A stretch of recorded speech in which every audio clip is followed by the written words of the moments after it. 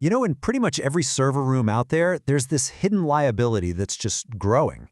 It's a silent threat that builds up day by day, right up until the moment it triggers a catastrophe. In this explainer, we're going to uncover this threat and, more importantly, show you how to tame it before it's way too late. So what are we talking about here? We call it the liability tail. And the idea is actually pretty simple, but it's powerful. The biggest threats to your IT operations are the ones you can't see, or even worse, the ones you might be choosing to ignore. Just look at this image. Think of this liability tail like a dragon, right? It's just coiled up, latent, waiting. It's a force that grows more powerful every single day, fed by all these little unaddressed issues that just keep piling up. And eventually, it will strike. Okay, so let's get a formal definition on the table. The liability tail is all of that hidden technical and financial debt that accumulates every single day an aging system stays in production. It's really that slow creep of risk, the kind that turns a little manageable issue into a complete catastrophic failure. All right, so how does this liability actually build up in the real world? Let's get practical. We're going to start at the very foundation of your whole IT stack. And we're going to do that by busting 4 super common and frankly, very dangerous myths about power. Okay, first one up, the myth of the green light. We've all done it. You walk into your server room, you see that steady green light on your uninterruptible power supply, and you think, great, everything's fine. But is it really? Yeah, no, absolutely not. In fact, that little green light might be one of the most misleading things in your entire data center. What's really happening inside is something we call the chemistry cliff. See, over time, the internal resistance in the battery just builds up, silently.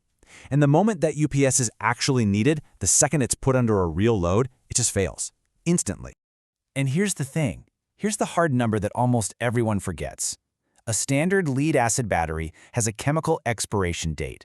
After 3 to 5 years, failure isn't just a possibility, it's pretty much a probability. So you see, time is the real enemy here, not that little green light. All right, on to myth number 2. So your UPS fails, but hey, that's what the backup generator is for, right?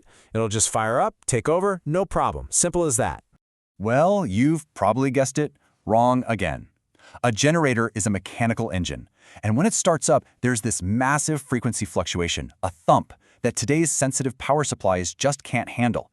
It can literally crash your servers before the generator's power even stabilizes. So get this, your backup, the thing that's supposed to save you, can actually become the very thing that causes the failure. And that naturally brings us to myth number 3, this false sense of security we get from redundancy. You're thinking, I've got 2 power supplies, an A side and a B side. I'm covered. It's that classic N+1 setup. Sounds good on paper, but are you really safe? Well, not really. Not if your B side is just running on raw, unconditioned power straight from the utility. If that secondary path isn't protected by its own UPS, or at least a power conditioner, it's just as vulnerable to all that utility noise, and especially to those generator thumps we were just talking about. Real, true redundancy means you have 2 clean, fully conditioned power paths, period. And that brings us to our final power myth, and this one's all about sizing. You've done the math, you've calculated your average power draw, and your circuits are built to handle it. You should be golden, right? But here's the catch. Modern workloads are anything but average. They don't pull power in a nice, neat line. High-density servers, especially the ones packed with GPUs for AI or flash storage, create these huge in-rush current spikes when they spin up. And bam, those spikes can easily trip breakers that were only sized for the average load, causing an outage you absolutely never saw coming. Okay, so we've just spent a bunch of time on the risks inside your own walls. Now let's talk about what's happening outside, because your liability tail is also being yanked on by these massive external forces. We're talking about the AI squeeze and how the global hardware market is basically pouring gasoline on this fire. What we're seeing is a perfect storm, really, of 3 major market drivers. First, you've got the memory pivot. Factories are all retooling for AI chips, so the price of standard RAM and storage is just skyrocketing. Second, the demand collision. This huge wave of Windows 10 upgrades is hitting at the exact same time supply is getting tight. And finally, you've got basic manufacturing hikes from global shortages of stuff like silica and copper, which drives up the cost of everything. And this table here, it lays out exactly what this all means for your business in black and white. We're talking prices jumping 20, even 30%. Lead times for critical hardware are stretching out to months, not weeks, and your power to negotiate with vendors, it's just evaporating. Every single one of these things is adding more length and a lot more weight to your liability tail. I want you to just look at this number for a second. 4 to 6 months. Let it really sink in. That's the new reality for getting critical replacement parts. Now ask yourself this. If your main storage array fails tomorrow, could your business actually survive waiting half a year for a replacement? I mean, really think about that. For most companies, the answer is a hard no. Okay, I know this sounds a bit bleak. We've laid out all these threats, both inside your data center and out in the wider market. But it's not hopeless. So the big question is, how do you go from that vague feeling of dread to a solid, actionable plan? Well, it all starts with a really basic principle. You just can't manage what you don't measure. The very first step, before you do anything else, is to stop guessing and start quantifying. A simple audit is all it takes to get a clear picture of your specific liability tail. And look, you can break this whole audit down into 3 simple pillars. It's not as complicated as it sounds. First, power and continuity. That's everything we just talked about with UPS health and redundancy. Second, the market squeeze. How exposed are you, really, to those long lead times? And third, option security.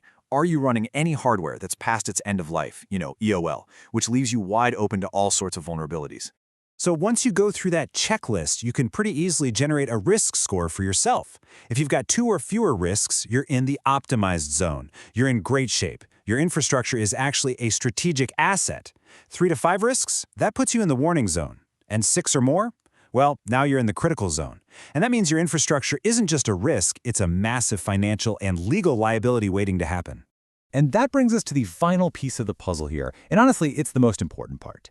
This isn't just about dodging disaster. It's about a fundamental shift in how you think. It's about how you turn that infrastructure from what feels like a ticking time bomb into a real strategic asset that helps move the business forward. And let's be clear, this isn't just about tech. This has real financial implications. For one, proving you've done your due diligence, that you've taken reasonable care, is huge when it comes to insurance claims.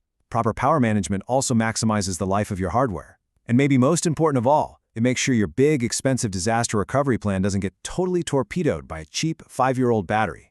It's all about maintaining trust with your stakeholders.